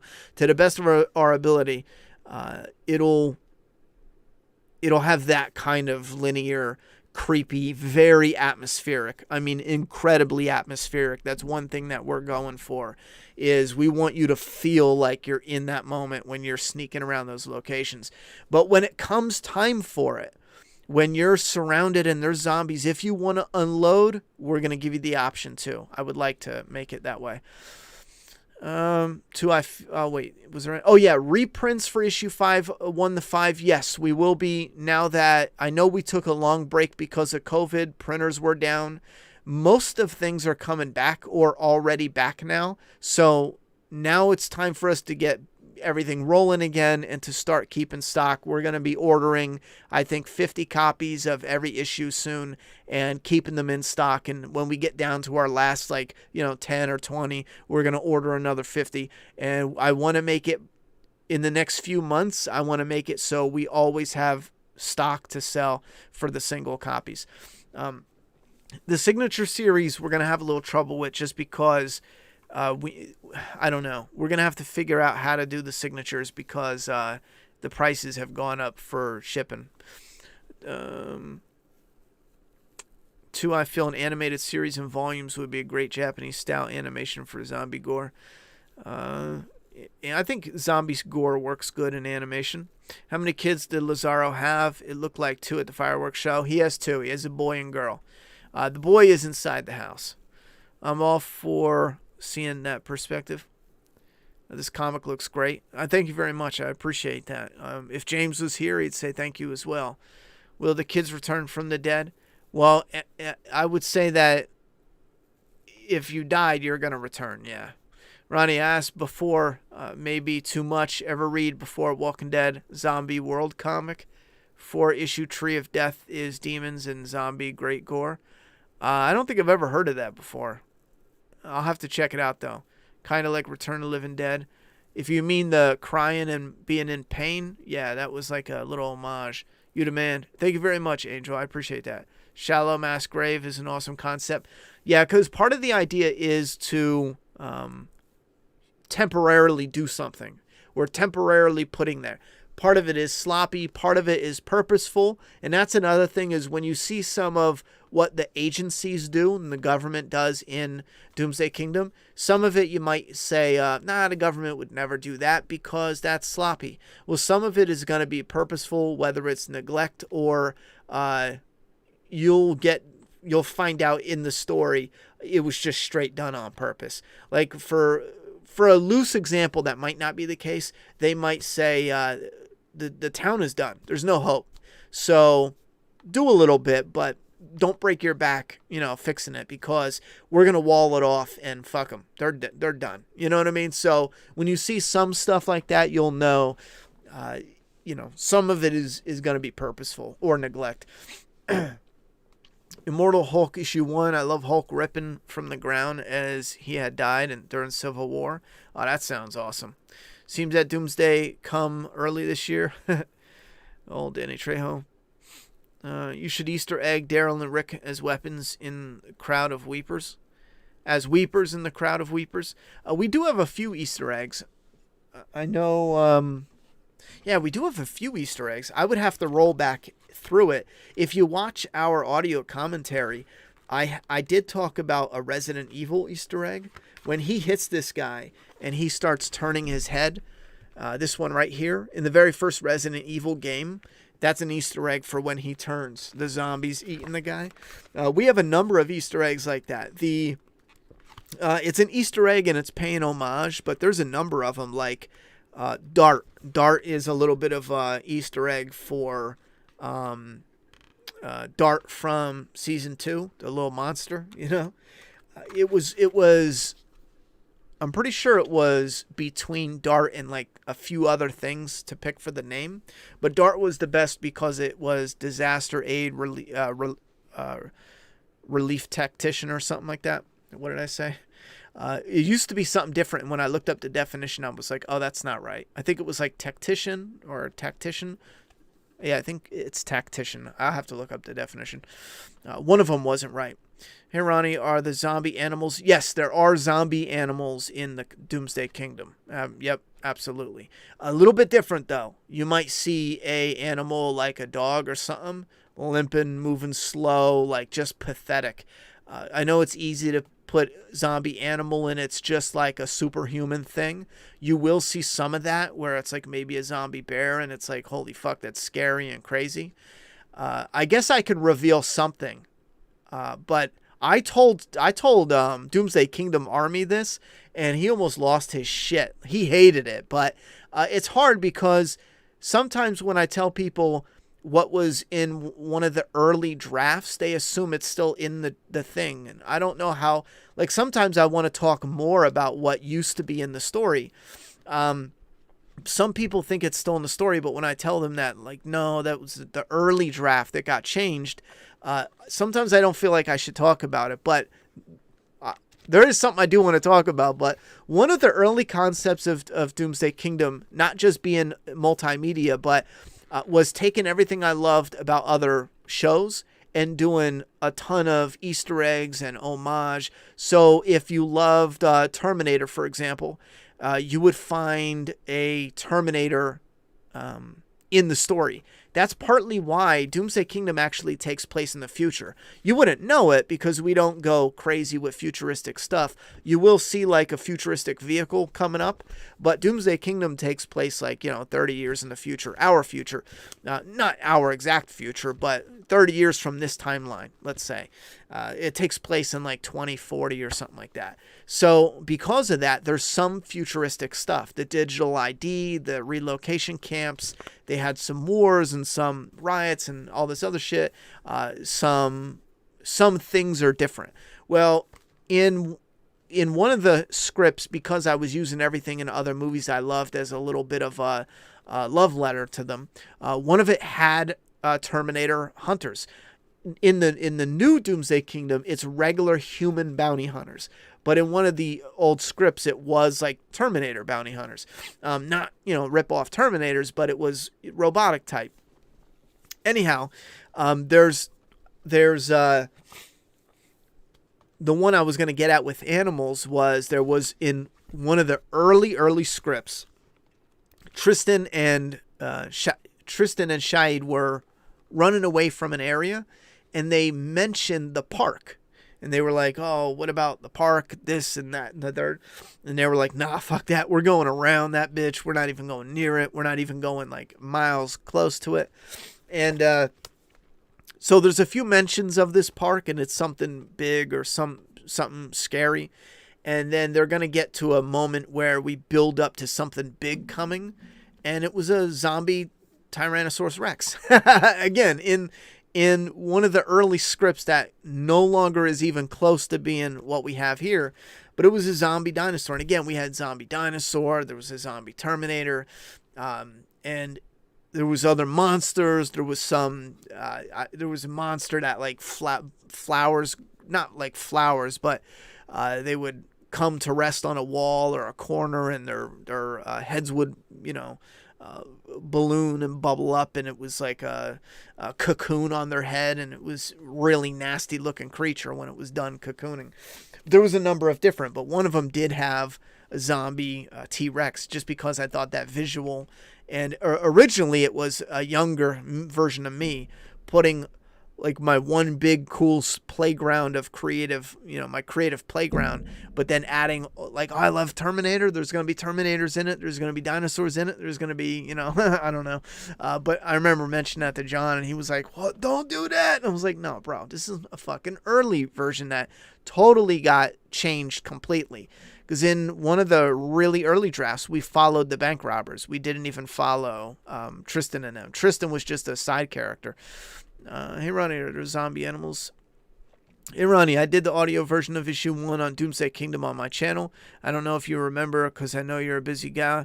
Laugh out loud, but just wanted to say what's up real quick while I'm at work. Well, thank you very much, bud. I do remember taking a look at, didn't you do like the first 3 pages or something? Well, not just audio, but like a video showing a sneak peek of issue 1 with background music and sound effects. I remember watching something like that. They always fall down. I think you did a good job from what I remember. They always fall down or twist an ankle or trip walking backwards. Shake my head. Who? Why I love 28 Days Later type zombies changed the game. Well, that's why I'm hoping we could keep both versions of the fandom happy, the fast and slow moving. And I think I found like I think I found a sweet spot for both of them to be happy, because this way you still get your classic zombies, but you also get your faster moving, and you can really soak that in without it affecting the classic zombie. You know what I mean? The pages are thick, boy, and the art and coloring awesome.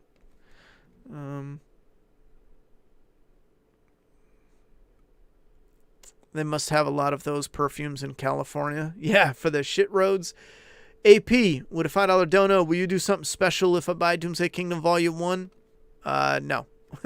Well, it depends on what do you mean special. You could be thinking like, will you give me a digital high five? And I'm sitting here like, no. Or you could be like, will you do a 24-hour stream? Well, no, I'm not doing anything that special. So I think it really depends on, what do you mean special? I don't even know if I would be able to think of. You know what? I'd probably have to just say no. Just because, let's say we did something silly, and then that turns into a thing. Just because I don't have time to, right now, to jump on multiple streams and do special things. But I'll give you a digital high five, brother. Give me an idea of what you mean by special, though. Maybe you're thinking of something real simple that's and then I'll be like, oh, okay, that's not so bad. But if you turn around and you're like a 24-hour live stream, I'd be like, oh, come on, bro, you're killing me.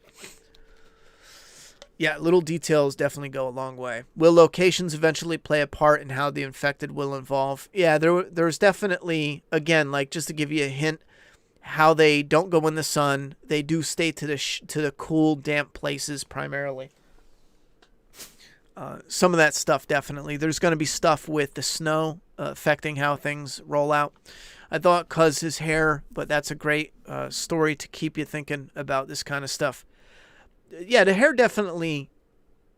The hair's an interesting one, because I would definitely say to some people, and this will make sense when we get to it, but maybe take a closer look at the hair, you know? So how are you going to deal with the bite? The after bite turn Tristan is a new character. Yeah, he's going to turn into the rider. Don't. That was just a joke, because that would be stupid. That was definitely a joke. I don't want to spoil it, because I think it's interesting as a zombie fan. And I don't want to like give myself too much credit, but I think it fixes a major hole in the zombie storytelling that I find frustrating. But I will tell you that, yes, bites can kill you, for sure. They do kill. So, but I think there's something interesting there that I want to play with. And I hope when we get to it, I hope you guys see the potential that's there. So we're just going to have to get to it. But it's not something where, let's say, I don't know, what would be some really weird, like weepers can't infect you. You know what I'm, or not infect you, because like weepers can't, the weeper bites are different than creeper bites. You know what I'm saying? Like some shit like that. Nah, the bites will fuck you up. Love how DK has lore and we're not dropped into a generic zombie survival story. I'm definitely hoping a lot of people can pull interest in some of the more subtle, slower ways to tell the story. Like, I always tweak with how much subtlety is too much. Like, even early on, he's going to shut the light out, and I don't think I did it good enough, but I was kind of tweaking with or playing with the idea of, subtly he wants to say I love you to his daughter when he puts her to bed, but she's already sleepy and they just got back, and he doesn't want to wake her up, doesn't want to bother her at all, so he gets her laid down and he kisses her goodnight, but he doesn't say I love you. And then the next day he dies. So that's why, when he's like, I'm sorry, and he says it like 5 times, a part of the subtlety there is that, like, I should have said I love you. You know what I mean? But some of that is too subtle. So I do want to play around with it, but I don't want to overdose on it, because then some people get it. Some of the story we will come back around to, like when the moment Julie dies. We're going to see that again for just 2 pages when he's talking to Rebel, and we're going to get another part of the story that we didn't quite have before. I know it's not Wild West, but the outfit looks clean. Zombie in the Wild West. Well, what's interesting is in present day, and I already talked about this, you can view the world more like the Wild West. You know, a stranger comes into a town that's kind of set up, and it is like a modern day Wild West. It looks like a Wild West, how they function, how they act with the salon, but it takes place in the modern world, and it's got zombie stuff. That's a part of the story I'm excited to get to, because I think that type of environment is fun visually for zombie fans. It would be so cool having those types of towns. It's also something I thought The Walking Dead should have done long ago to refreshen their story a bit. Have these towns, instead of every town is a walled off community and they're either incompetent and they fall, or they're the crazy new villains or some weirdos, you know what I'm saying? Instead of it, open a town where there's strangers coming and going. They started doing it with the stadium, I think, a little bit, but are you still thinking of streaming Days Gone on the Ronnie Hayes channel? I want to, but I need to get the Friday the 13th done first. Part 3, maybe in between 3 and 4, we can do some. I have played Days Gone on the PC to play around with my settings, and it is so gorgeous. It is so friggin' gorgeous. I think I played a few hours more than I should have, to be honest. I was playing around with it, but right now my problem is I did a test private stream. It looks amazing and it runs amazing, but I guess my computer just isn't all there, because when I run the stream, my frames, the frame per second, FPS, am I saying that right? I feel like I'm saying that wrong. It drops hard. So I'm I was tweaking some settings, but some really cool early draft stuff you talked about, but makes sense why you changed it. Yeah, because at the time it wasn't a serious idea to do a comic. You know what I'm saying? Because this is long. This is like 10. This is before The Walking Dead by years before, you know? And at the time, I'm coming out of playing Resident Evil, loving that, having monsters, but then I got a little older and I wanted something a little more grounded, but I also wanted to do a love letter to stuff that I loved and was starting to feel nostalgic for.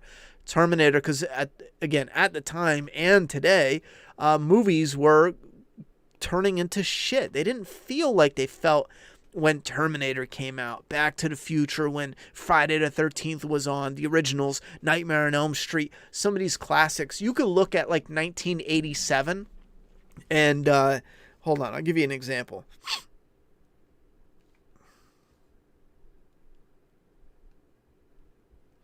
Let's take 1987 just for a quick example. So in 1987, you sat down to watch Lost Boys, The Witches of Eastwick. I think that was real popular to some, not me though. Predator, Full Metal Jacket, Nightmare on Elm Street 3, The Running Man, Harry and the Hendersons, Can't Buy Me Love, Prince of Darkness, Batteries Not Included, Hellraiser, Adventures in Babysitting, Over the Top, Monster Squad, Inner Space, The Secrets of My Success, Michael J. Fox one, No Way Out. There's a number of RoboCop, Untouchables, Spaceballs, Evil Dead 2, Masters of the Universe, Princess Bride, Hamburger Hill, Lethal Weapon, Creepshow 2, Overboard, some of these other ones that aren't as good, Dirty Dancing, holy fuck, keep going. There's Throw Mama from the Train, Angel Heart, so many of these. Jaws the Revenge, but that's shit. La Bamba, I remember that one as well. Slumber Party Massacre, Superman, The Quest for Peace. You just keep going, and like all these movies now, all of them aren't great, sure, but there's a handful of classics in there, and it just felt like we weren't getting the same. So back then, the idea was to take what some of the stuff I loved and kind of incorporate it into this one ultimate story where you had all of that. You know what I'm saying? You had your zombie piece, but you have Terminator type, machines. You have dinosaurs. However, I think personally that would be a fun zombie project to do down the line, like some wild out of nowhere type video game where you have a really cool grounded story, but you also have Terminator like, bounty hunters. There's dinosaurs. Again, I wouldn't be surprised if I ended up doing a project like that sometime in the future, whether it's a story or another comic or a video game, because there's something in my head that's still fun about that. But for Doomsday Kingdom, it's not right. It's not the right fit. It's already been fleshed out with all that stuff removed. There's still bounty hunters though, and that's coming up in the volume 2, and that part I fucking love. Anyway, I need some dumpster diving zombies, bro. Yeah, we could put that in there. Then we all want something special. Yeah, ain't that how it goes? I don't know if I can have time for all that. Sorry if you already said this, but issue 5 physical copy going to be on the DK site soon. Yes, we talked about this early in the stream. Issue 5 and 6 is going up on the website in June. What's up, buddy? And they'll be up at the same time. So you can order 5 and 6 and get one shipping. That way we don't, because we held 5, so that way we can include 6 and you don't have to pay twice for shipping. We won't do that all the time. We just did it now because there was like 3 months where a whole bunch of shit was going on.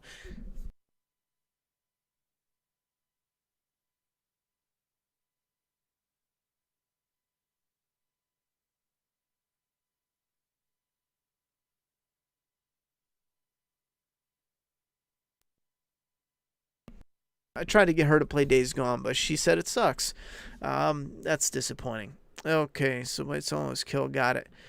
Wait, how did the kids and others get the fevers? Did I miss it when you were talking? No, you didn't miss it. That, and again, that's part of what we don't know right now. That's still part of the mystery. It was a normal day. People woke up and started getting fevers, like a strong flu was going around. A lot of people getting the flu, but it wasn't the flu. It was high fevers. Please shut the door. It was high fevers that people started dying from. Where does this story take place? It takes place in Wilkes-Barre, Pennsylvania. The backstory, what minor and background characters, reminds me of Fallout, where you read notes and find out how people died. I think some of that is definitely cool to incorporate in the video game aspect. So I think some of that will be beneficial when we're fleshing out the video game. And I like it too. They do it in a number of different, apocalyptic stories. I think it works. What Fear could have done too. Fear could have done that. I really like the idea of bounty hunters going after Morgan too. Yeah, that's funny because when they did that, I was like, oh, come on, man. We just a little while ago introduced bounty hunters, and we talked about putting bounty hunters in Doomsday Kingdom, and Fear was like, oh yeah, we got bounty hunters now. And then I liked it, but then I got kind of excited because they didn't do anything with it. He showed up, died, gave Morgan a weapon, and that was it. So now I'm kind of excited again because now we don't have to worry about competing with that. We could just keep running with what we got and put it out and see if you guys like it. When's Friday the 13th, Part 3 Flaw and All coming out? Just got here, so sorry if you mentioned it already. I don't have the exact day, but let's say within the next week or so. I'm doing my absolute damnedest to have that up in the next couple days. I need it up because Part 4 is scheduled real soon, and after that we're doing Predator 1, and I have a list and dates of when I want them up, and they're coming up quick, and I want... there's a good chunk I want done in June, and I have to get them done because I want to get them done. June's the month where I've been planning for these to just be on fire for June. If you have any of the most Hollywood franchise out, wait, what? If you have the most Hollywood franchise out there, just look to Fast and Furious. Has the most dumbest shit in it. Yeah, it has gotten real dumb. Inconceivable. DK Volume 1 was so different from anything else I've ever seen. I'm glad you thought it was different. I was going for keeping it grounded within the zombie genre and giving us what we love of it, but adding some different flair to it. Even when it comes to something simple like the everyday man type thing, just a bartender. And not only that, you have 2 bartenders. You have actually you got 3 bartenders technically, because there's Katie, Shaid, Tristan. They're friends Shaid and Tristan are close friends, but there's Katie. You got friends, you got family, you got strangers. So it's a nice mix. And then you have that intertwining story, something that comes out of nowhere that's a bit fantastical. The robbers. You have this virus popping off. You got the robber stuff that takes the story into a place that's real fantastical. And some of that, it's fun to play around with that, have a little fun with it, and it is in a way a big homage and an Easter egg to, again, one of the original drafts of. I think it was like the second serious draft of Doomsday Kingdom. The first was escaping a lab that was connected to a mansion. Again, it was when I was young. I was real young when I wrote that.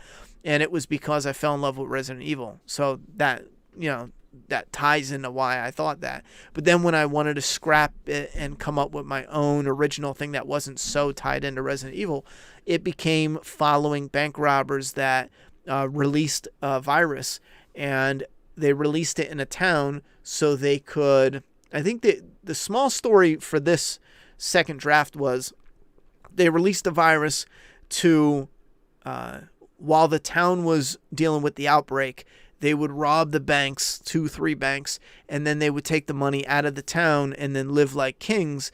But they weren't aware that this virus was so vicious that when they released it, they robbed everyone, and then by the end of the story, when they got out of town, the virus had spread out, and it was like the cliffhanger was, or the ending type cliffhanger that's not the right word, but the ending kind of gotcha moment was they ruined the town, got out of the town.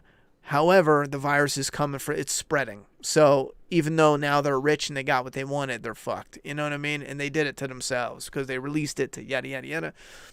That's no longer in the story. They're not the ones that released the virus, but them being in the story is kind of like a big homage. And we did follow them. I think in the very beginning, this is years ago, but it was like a van pulls up and they hop out.